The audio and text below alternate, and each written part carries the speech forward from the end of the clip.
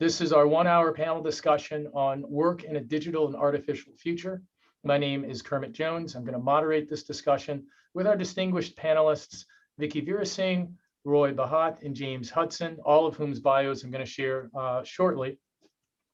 But I'd just like to start with just talking about the context of this panel discussion. Over the past 2 election cycles, in some shape or form, there's been more emphasis placed on the future of work, and given the increased competition at home and abroad, with some of that competition being from different labor sectors and some of it being from technology. The increasing presence of artificial intelligence, the concept of computers using tools such as machine learning, deep learning, and neural networks to understand data and analyze it in different ways, has increasingly become part of the workforce in everyday society. The global pandemic has highlighted the opportunities and challenges of switching large swaths of our workforce to digital and remote work.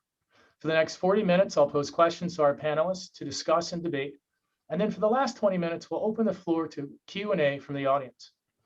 So just to give a little background on our distinguished panelists, Victoria Virasingh led the Future of Work team at Palantir Technologies. The team, called Innovation and Jobs, was built around the idea of using technology tools to empower workers in both blue-collar and white-collar jobs. After founding the team in the US, she spent 2 years in Germany, expanding the team's reach into Europe. Prior to Palantir, she spent 2 years at Ashoka Changemakers and in the office of Senator Dianne Feinstein. She currently works in Arlington, Virginia, where she was born and raised, building public-private partnerships around equitable economic development. She graduated from Stanford with a BA in International Relations and an MA in Latin American Studies. Our second panelist is Mr. Roy Bahat. Mr. Bahat is the head of Bloomberg Beta, an early-stage venture firm backed by Bloomberg LP that invests in startups making work better with a focus on machine intelligence. Bloomberg Beta has an unusual model for a corporate-backed venture fund. It invests for financial return and strives to work in the same new way as startups, transparent. It has its full operating manual, open sourced, and driven by data, and it's highly dependent on trust. Roy was commissioner on the California Governor's Future of Work Commission, following work he did with a think tank in New America to understand the 10 to 20-year future of work and automation in America. He was named one of Fast Company's most creative people in business, has served in government, and led a nonprofit in addition to his work at established corporations and day zero startups. He also serves on the faculty of UC Berkeley, where he teaches about media at the Haas School of Business. Mr. Bahat also serves on the board of an advisor to several nonprofits, including Stanford Center on Philanthropy and Civil Society and the Economic Security Project. He graduated from Harvard College, where he ran the Student Public Service nonprofit. He was a Rhodes Scholar at Oxford University. And last but certainly not least is Mr. James Hudson. Mr. Hudson is CEO of AI for Good Foundation, a public charity that leverages artificial intelligence to accelerate progress on the United Nations Sustainable Development Goals.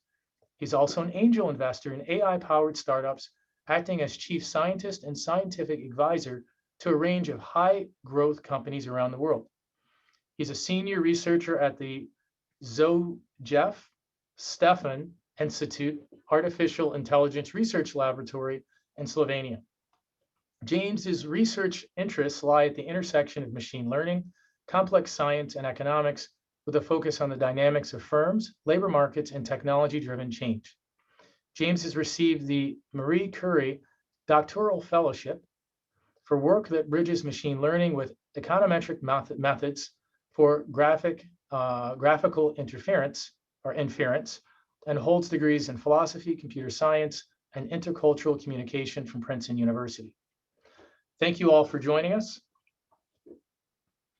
Pleasure to be here. Thanks for having us. Thanks. So now that I figure I got through your introductions with hopefully minimal mistakes, I'd like to pose by starting with this question. So there's a lot of different talk about what AI can do for the future of work. But how do we ensure that shared and equitable dividends and a potential future of work that is heavily dependent upon highly skilled labor and AI? When we look at the way that AI and skilled labor is currently used and where it may be used in the future.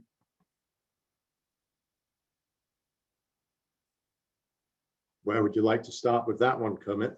Seems like a big question. Well, I figure it's a big one to kind of get things started. I think given that you are with this firm AI for Good Foundation, I'd love to kind of hear your thoughts on that. Sure. I guess, just to peel back the layers of that question for a moment. So it's certainly true, right, that as of right now in the US, more so than in most other countries, and certainly it's the largest country that has this property, the difference between what would be colloquially known, or even in the research known as high-skilled workers and low-skilled workers, is very large, right? Having a bachelor's degree in the US affords you an enormous compensation margin over people who don't have a bachelor's degree in the US. I believe the difference is around 40% in average salaries, whereas in Europe, it's less than half that. So I would argue that we're already in a state of the world in the United States where we do need to think about what that reduction in inequities would mean when we're thinking about work conditions, especially post-pandemic, right? Especially when we've just provided a shock to the economic system, which has affected lower skilled or workers that cannot work remotely, more so than workers who are high skilled and can work remotely. And I'm sure each of the other, my colleagues on this panel will have their own ideas about what the key components are of such a recovery or such a realignment of our economic fabric. I think a lot of it comes down to the core principles that we want, right, from our economic engine. The US is built on entrepreneurial activity, right, on taking new ideas to market, on being risk-taking and innovative. And I think in some sense, we need to rekindle a lot of that and have a lot more innovation from kind of idea stage all the way through to production. Also, I think one of the large themes in this panel is going to be education. And it's clear that we don't do a very great job right now in providing the incentives to teachers, to schools, and to the education system, especially primary and secondary in the US, to really give us the best skilled individuals for the workforce that we want to build and that will inevitably develop. I think a lot of these questions are less potentially about technology than they are about making choices about the kind of economy that we want to be in and how we get to that. Obviously, technology is going to have an impact, and AI is already having an impact, although we're not necessarily seeing productivity increases or the employment shocks that people were afraid of yet. But I think step one is really to decide, what do we want that economic landscape to look like long term? Roy, you're in the kind of startup innovation space. And I'm sure everyone that's a panelist on this call is. But what do you see when you look at startups at day zero, or you look at investors that come to you asking for investment, that we need to change, if anything, in our educational system to make people kind of think with more of an innovative mindset? I've had discussions with other people or AI experts that said, our educational system was designed to put people into jobs as opposed to put people into a thinking mindset. Do you agree with that? Do you think we need to change things to make people more innovative in terms of the future of work? I agree with part of it. I think it's definitely true that our education system co-evolved with the Industrial Revolution broadly. So it is designed to produce factory workers, and it has produced information industry factory workers with some success. And what I don't agree is that what it needs, of course, everybody should be a thinking person. But I think that one of the problems that can happen in the future of work discussion is we tend to focus on what I call the future of working for us. And what I mean by that is jobs that people like the folks who are part of the Truman community do, jobs that like those of us on this panel do. And more jobs in the world look different than working at Palantir, for example, than working at Palantir does. And there are essential insights and services, of course, that those companies can offer, but they're just not representative. They're available to a relatively small number of people. So the question that I find myself thinking about is, what's our guess on an occupation that millions of people can do now or in the future, pick whichever one you like, because I think the future of work is already here, that you can feed a family by doing? And the answer is probably not software engineering, because there are just not enough jobs doing that. And so the things that people in the education movement tend to talk about, and I think we need government solutions and, raising the floor, we could talk about all that stuff. But just to answer your question about education, they tend to talk about working for us type skills. Oh, we need more creativity and more empathy and more thinking skills. And those are great for CEOs or for people who work in information industries. But I like the school that inspires me is the country's first public high school for entrepreneurship, is the Patino School in Fresno, California.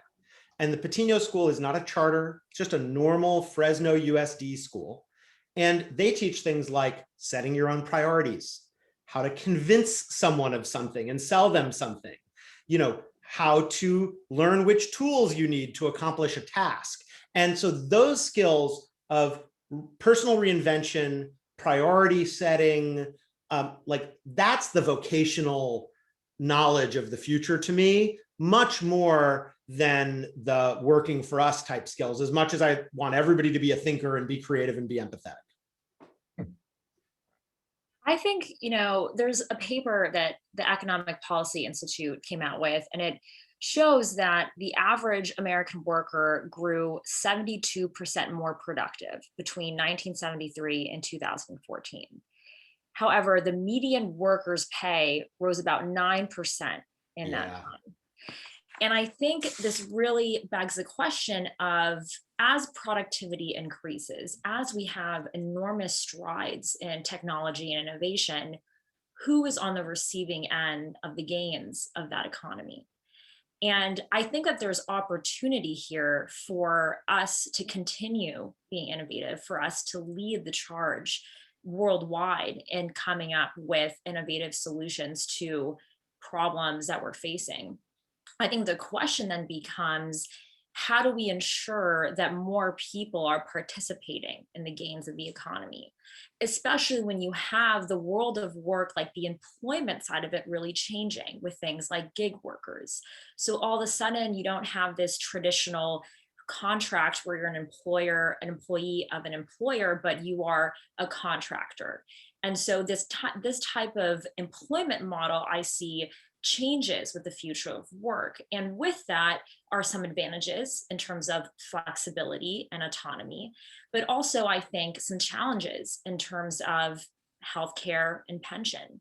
And so when we think about, I think, your question, Kermit, that you posed us to begin with, I think we really have to start thinking about, how do we ensure that we're bringing in more people to participate in the gains of the digital economy, so that we're really creating equitable distribution of resources that ultimately, feeds back into the ecosystem. That makes me think of the question, because kind of to speak to your point, Vicki, I've had this debate with different people in terms of the percentage wage gains that people have had over that 40-year period, whether that was compensated for health insurance and pensions. But then kind of to your point, it seems like pensions have gone, the way of the dinosaurs. We don't have those as much anymore. How does, and I'm posing this question to, I guess, anyone, and I'll end up picking someone if I have to, but how do you think workers in this future of work is here now type of economy can negotiate or bargain for these types of increased gains? Because it also feels as if unions aren't as relevant as they used to be, right? I'd seen some study that said, maybe 9 or 10% of workers now are part of unions. So what's the future of bargaining for these types of gains? Well, I think that, there's some interesting creative, innovative solutions on the side of labor. David Rolfe up in Seattle did a very Roy knows about it too. I mean, I think did a very interesting thing. And I think that model of thinking about, what are new ways to ensure that workers have the right sort of protections. I think something else that Europe is a little bit more ahead of us is thinking about data protection and digital health. So, I know that we did a lot of work through the Industrial Revolution to think about physical safety in our workplace environments. I think now we need to start thinking about what does digital health and safety look like? What does it mean to have data protection? What are the structures around that ensure that a worker can do the work that they're doing and not be, unjustly looked at based on performance or numbers that don't really determine, the productivity there. So I think that there's a space here, and I know that unions and the labor movement is actively looking at this, and I think it's going to require a little bit more of unconventional thinking in the future work. I kind of feel like that's the name of the game, and a lot of this stuff is the things that have worked in the past are not necessarily the things that are going to work for this new world of work and employment that we, as Rory said, that we are now in and are going to continue growing in. Yeah, I totally agree with that. I think that it's hard to see an answer without workers organizing in many different circumstances. And I watched closely the Amazon vote in Bessemer, Alabama, and many of these other efforts. And at the same time, current unions are among the most sclerotic, antiquated institutions around. Why? I think one of the reasons is because unions are one of the most heavily regulated forms of organization in the United States. So it is very hard, legally speaking, to just be a union. I mean, we invested in a company called Unit that, just as one example, and I'm talking my book here, but just as an example, if you want to unionize in your workplace, they will abstract away all of the national labor relations, vote cards and legal steps, and just make it easier for you to do. There is almost no such thing as a startup union. There are some startup labor organizations that do different things, but if it ends up being a world where we have the old view of management versus labor, it's not going to work. And I mean, I'll just give you one other example, which is if you have even a single employee working for you, I believe under current US law, you are forbidden from joining a labor union. Wow. Which So, seems Roy, crazy. Roy, just to follow up on that, are you saying that in some instances, state and federal governments kind of stand in the way of being able to innovate in this space? No question. Okay. Yeah, and if law. so, I mean, when I say state and federal governments, I mean law. And I mean, I look at the Clean Slate project at Harvard Law School, which was an attempt to reimagine US labor law. We're going to need more effective ways of doing it because, this is relevant, I think, to the Truman community. If the effect of workers taking a greater share, which, Victoria talked about the decoupling between productivity gains and wages. The other chart that alarms me is if you look at, I think the chart went from like late 60s to 2015, US versus France, the real wealth of the bottom 50%, not talking about the poorest people, the bottom 50% in the US steadily declines, and France like almost doubles. France, it's better to be in the bottom half in France than in the United States. I mean, that's just crazy to me that we should be okay with that as a nation. And so I do think that we need a reimagined US labor law, but we also need unions where unions or labor organizations that when they show up in a corporate context, end up making the companies in which they operate more successful. We need a tradecraft on things like how do you rapidly introduce automation?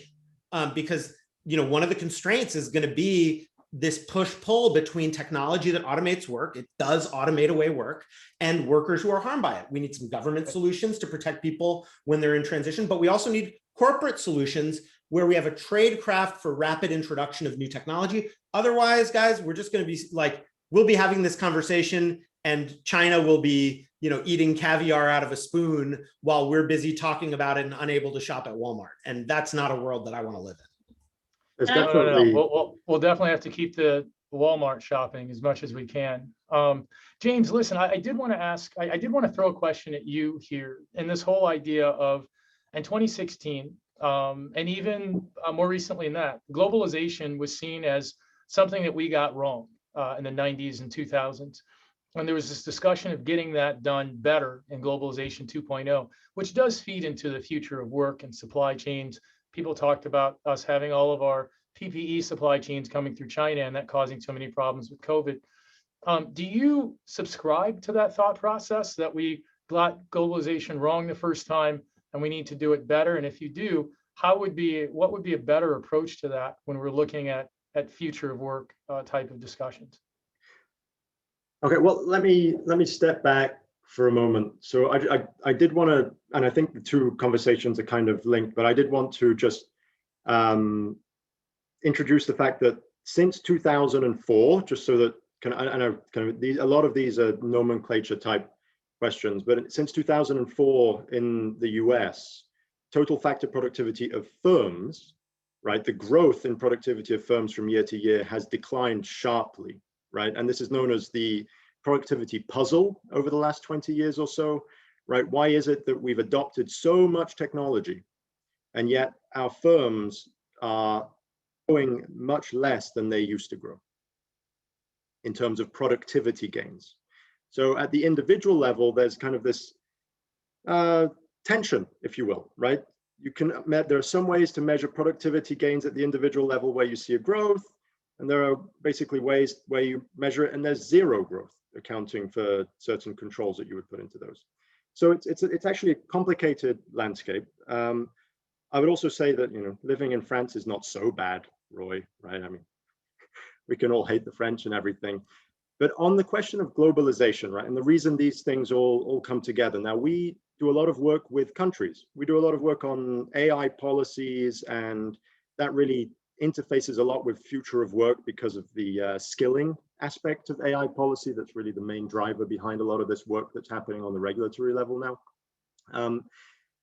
And yeah, people are talking about what happens with globalization. What do the trade mechanisms need to be in order to support a healthy ecosystem of goods crossing borders, human capital crossing borders, and, well, governments being able to work together to actually build the things that they have a comparative advantage in building, right? And if you look at the knowledge economy, we are doing that, right? On the knowledge economy side, people can work almost anywhere in the world, right? And that can include China to some extent, and collaborate with people anywhere else.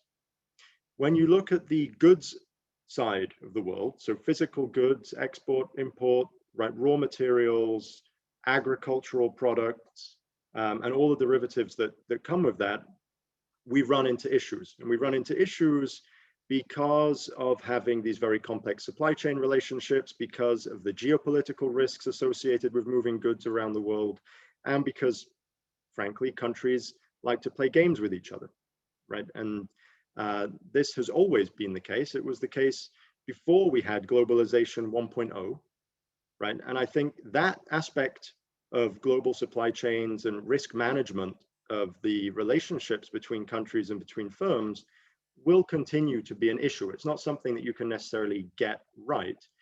What you can do is risk adjusted as a country, you can make better decisions about where you place your resources and how you build resilient supply chains. So it would be wrong in any case, even if you were only the 5th best at growing soybeans. If your economy relies on soybeans, it would be really stupid to stop growing soybeans in some capacity, right? Even if there are loads of other countries that grow them better, faster, cheaper, and can ship them to you, right? So globalization, yes, but we do have to think about risk-adjusted, the whole infrastructure and how it plays together. Technology can help to make things more scalable, more efficient, but a lot of this does come down to the relationship management side, which also plays into the education thing that Roy was talking about, right? So turning our education system into actually building useful human beings from a human perspective that can actually build those societal constructs that we need going forward. I spent some time, 2016, 2017, 18, traveling across the US and going to places like Detroit and Cleveland and Minneapolis, spending time on the factory floor. And it was really, you would, in those communities, I think what you saw was really economies that were depressed, and a lot of I think the impact of globalization on specifically on those communities and the workers in those communities who really, I think, felt left behind. And I remember coming back to California and being, surrounded by, individuals and institutions that were claiming, the economy was going so well, the stock market was booming. And I couldn't help but wonder, but for who?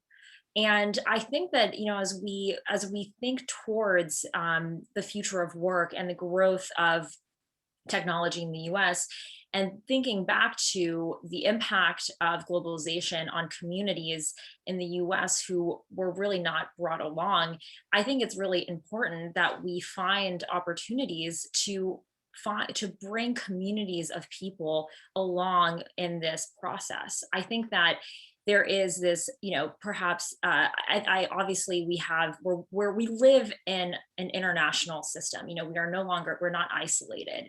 But I do think that we looking inwards towards, national policy and thinking towards the national impact, especially in communities that have been devastated in the past few decades, needs to be part of the discussion.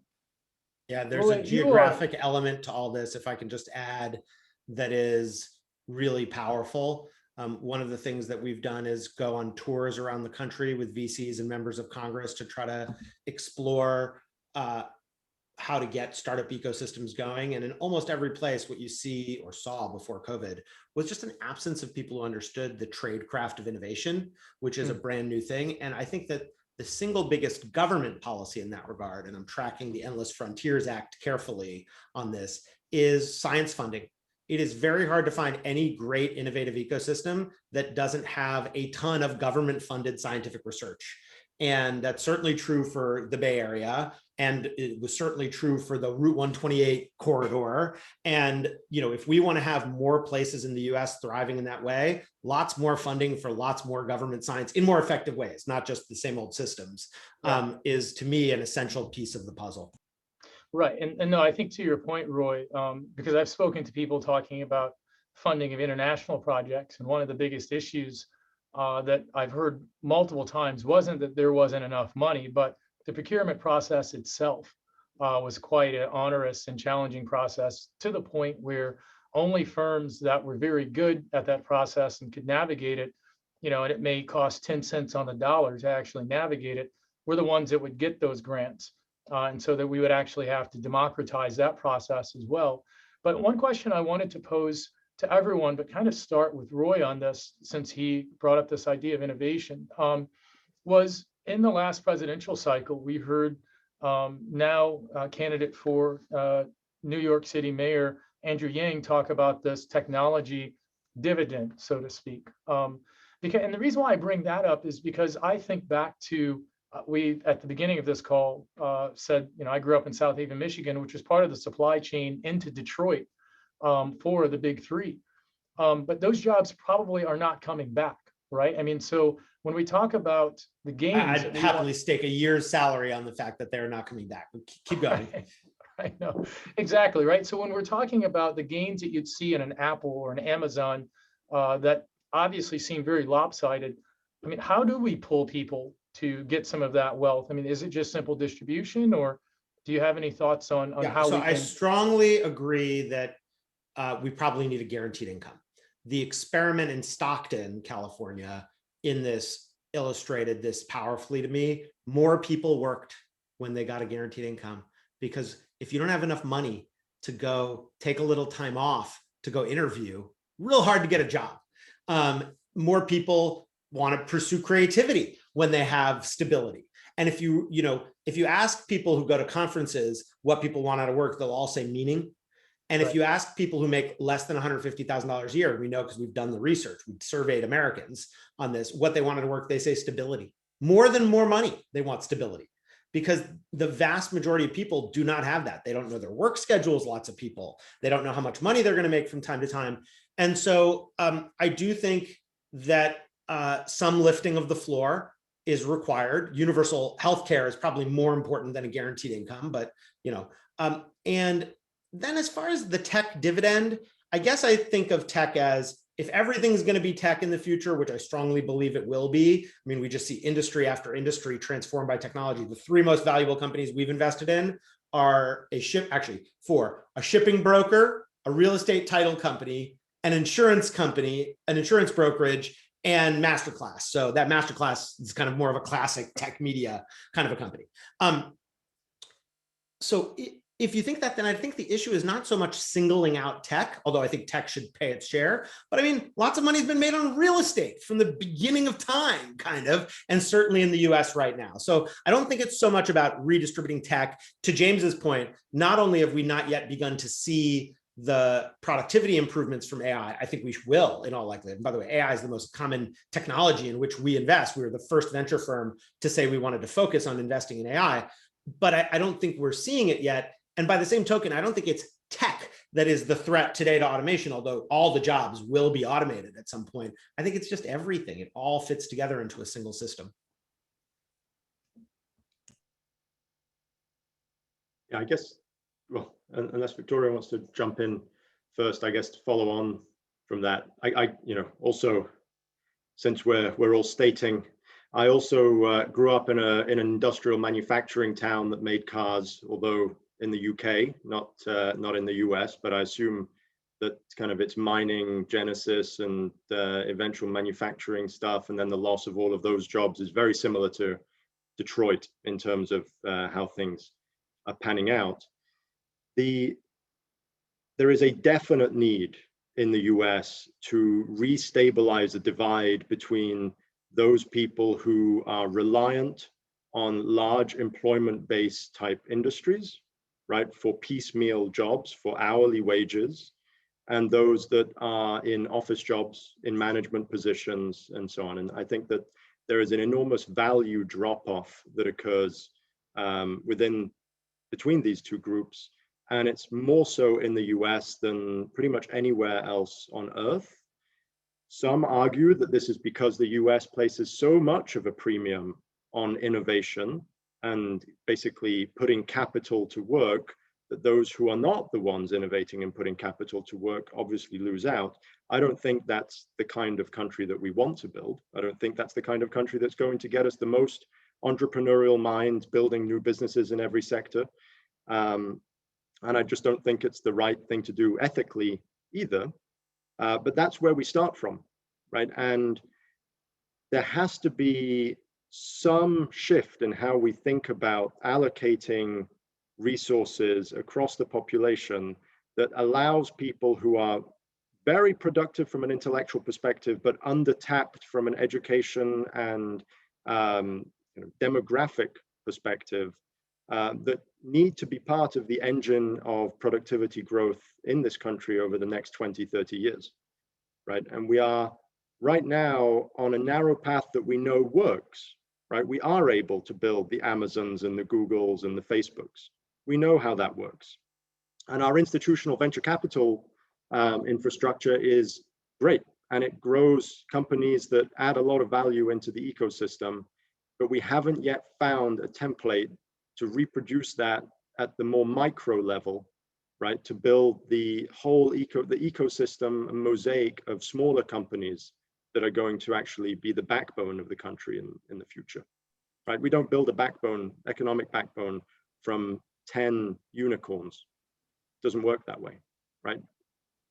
I think that's right. And I think to Roy's point of raising the floor, I think one of the things that, and along with healthcare, is, really thinking about wages and raising that minimum wage so that people have an opportunity to move up the social ladder. I mean, I remember stories of you had, janitors, you had people coming in at Apple and working their way up. I think that has really disappeared in the US today. And I think another part of this, when we're looking about it, is workforce development training, on-the-job training. I think investing in programs that help people along, that bring them along the transition, especially when we think about digital skilling, but also, in blue collar jobs, the wealth of trades and the different skills that are available there. When you look at the US's investment as a federal government in workforce development training, it's nominal compared to the other countries that we are competing against in this AI digital future. And without, I think, support in those programs, how are we going to help people in the US transition? I mean, I think the future of work is going to look very different. You're going to have people go into multiple different careers in a lifetime. The idea that you were one job, your one occupation for like 50 years is gone. I think you're going to have workers in blue collar and white collar jobs hold a number of different occupations throughout their career. And what's going to be instrumental in that is, one, having a living wage that allows you to compete, and then two, having workforce development training programs that help you get the skills so that you are qualified for the jobs that are here and that are coming.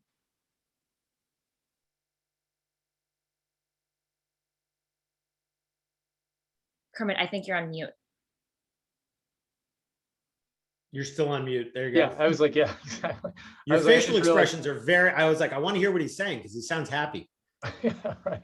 Well, I was just thinking to myself, maybe I need an AI program to let me know that I need to unmute myself. But what I was going to say was it's 1:40. And so I wanted to open up the discussion to some of the attendees for the Q&A. And it looks like our first one is coming from Marcus Courtney, who asks, poses to the panel, how do you see the future of work and the need to decarbonize the economy to stave off the worst impacts of climate change? Yeah, I mean, my simple way of, I posed this question at the beginning of what are the jobs that millions of people can do that can feed a family? Well, to me, the root of those jobs is what are the things, what's the work that needs to be done in our society? And so I think about some of the big tectonic plates. One is aging. We're clearly going to need a lot more people to work who are older. First of all, not just care for older people, which is, we often tend to think of aging as about care.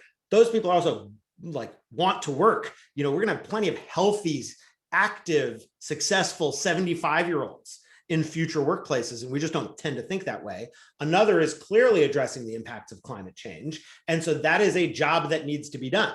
And to the extent, the only thing I don't know is the right mix of how much of that job that needs to be done needs to be offered as a public good, where there's some externality and therefore the government needs to intervene in some way, versus solved by private market forces.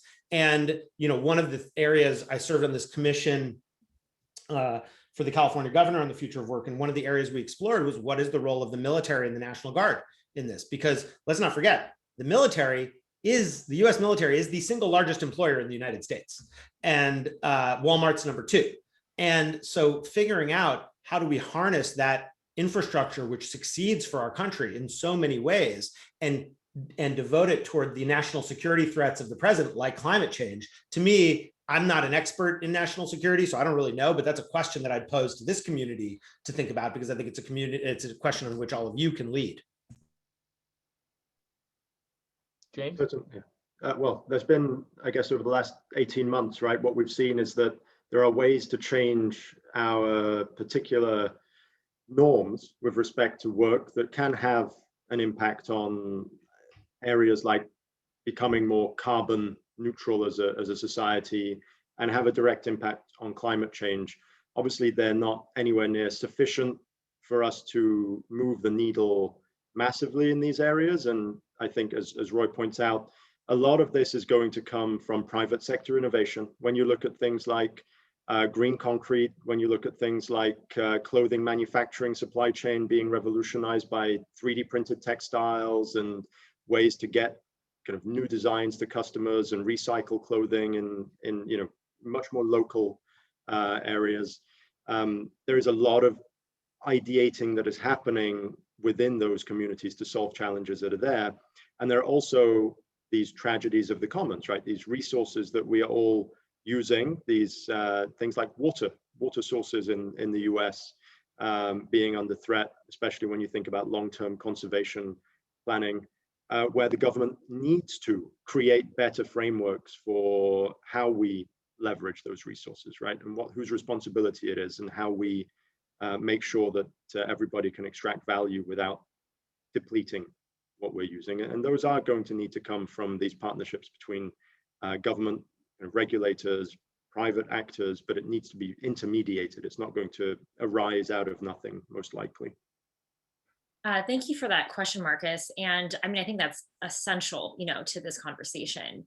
Former Governor Granholm in Michigan, started this conversation on clean jobs in Michigan. And I think this is totally possible and something that we need to think more about. And I agree with Rory. I mean, what is that going to look like? Is that going to be, is it going to be a private market solution? Is it government? I think likely probably, a mix of both. But I think this is possible. I think this is how we get there, right? I mean, this is how we start to solve this puzzle. Because in reality, this is a huge iceberg. And I think we're going to need a lot of different ideas and different solutions to start tackling pieces of this. And, without including this, I mean, there is just no conversation. So I think I'm excited to see, what now our Secretary of Energy, is looking at this respect and that intersection into the future of work, which is completely critical.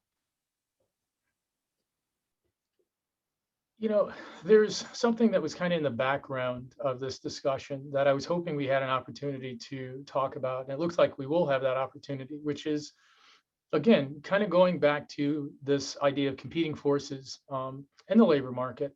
And one of the things we haven't had a chance to broach on was the whole idea of immigration. And there are tons of people that say our immigration system is broken. It's been broken for quite some time. Now in the news, we're talking about, or depending upon what news channel you look at, there's a crisis at the border. How does our current immigration policy kind of help or hinder this conversation around the future of work and what we need to do? And what things do you think we could change or improve to make this more of a feeding force into improving or optimizing work in the future as opposed to where it is now? And I'll open that up to anyone who wants to start. So I'm the daughter of immigrants. My mom immigrated here from Ecuador, and my father came here from Thailand. And I grew up in an immigrant community, here in the US. And then I went out to California and spent some time out there. I mean, I don't think our immigration system supports, our current immigration system supports innovation, supports labor. I think I saw firsthand what happened when you had, dearths of Stanford graduates that were eager and excited to participate in Americans' innovation community, not being able to because of immigration policy. And where did they go? They ended up going to Canada. They ended up going to Europe. And that, I think, having being educated in the US and wanting to contribute, but not being able to, losing that creative energy, detrimental. And I think, unfortunately, the immigration discussion is very heated. And I think us as being involved in the innovation sector, there is, I think, we are competing with China. I mean, everyone knows it. I mean, I think that this is clear. And I think unless we really start to rethink immigration, especially providing opportunities for people to participate in our economy today, we are going to lose out. I think we're already starting to see that happen in the past decade. Yeah, I mean, I completely agree with that. Oh, sorry, James, go ahead. No, Roy, please. I just think US immigration policy is incredible government public policy for Canada and to some extent for China. It is the greatest unforced error. I mean, the number of times we invested in a fund whose only purpose is to help founders stay in the country when they need to stay on a visa. I have spent inordinate numbers of hours learning the difference between O1s and H1Bs and all these things. And I'm the son of immigrants, and I don't know if my parents would have been able to come to the United States under current policy, but, and I realize that we have enormous issues around, I'll use a different word than high skill and low skill, just because a person who organized restaurant workers said, you know what, take any AI PhD and ask them to wait tables for a night and then tell me it's a low skill job. And so they said it's high wage versus low wage, which is now what I have now adopted as a result. Nice. And, we need the scientists, we need the doers, we need the crazies, we need all those people in the country, and we're pushing them all away. And, we have no one even to blame but ourselves. And so it's just a long-winded way of saying I agree. Yeah, and I couldn't feel more strongly in the same way. I was an anchor baby that was only allowed to stay in the country for 2 weeks in Florida before we were sent back to Europe, and then later came back in any case. But we need to flip things around completely. We need to think about immigration as finding really good reasons to not let people into the country to work and add value to our economy, right? It should not be finding really good reasons and inordinate numbers of loopholes and playing stupid games with various government departments to get super qualified people to come in and help us to create more tax revenue. That should not be the game that companies are playing when it comes to finding the best human capital resources to push their strategies forward. But that is literally what happens, right? It happens at all the biggest companies in the US. To get the top people to come in, it's a struggle. And it shouldn't be. You should just flip it around completely. I think there are very few scientific experiments that show anything but huge gains from having fairly fluid immigration into countries.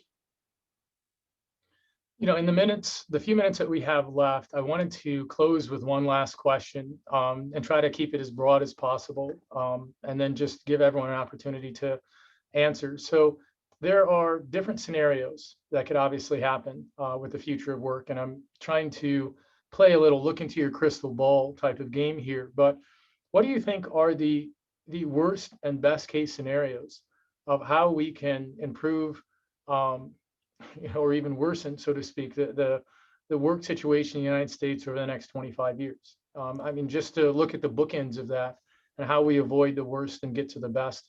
Can you ask the question again? What do you, I mean, I feel like we've been talking about all these different methods for doing that. So I just want to try to make sure I understand the core of the question. Sure, of course. So the core of the question is this. I mean, if you look at doomsday scenarios of the way that work could potentially go in the United States, most things are automated.